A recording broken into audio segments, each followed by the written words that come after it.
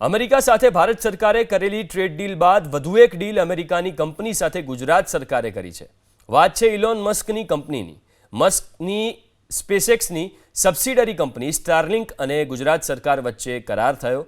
મુખ્યમંત્રી ભૂપેન્દ્ર પટેલ તથા નાયબ મુખ્યમંત્રી હર્ષ સંઘવીની ઉપસ્થિતિમાં ગાંધીનગરમાં લેટર ઓફ ઇન્ટેન્ટ કરવામાં આવ્યા।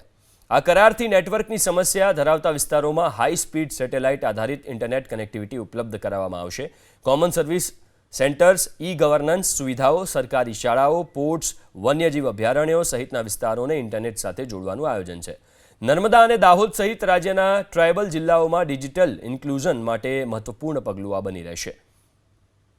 મુખ્યમંત્રી ભૂપેન્દ્ર પટેલ તથા નાયબ મુખ્યમંત્રી હર્ષ સંઘવીની ઉપસ્થિતિમાં ગાંધીનગરમાં લેટર ઓફ ઇન્ટેન્ટ કરવામાં આવ્યા।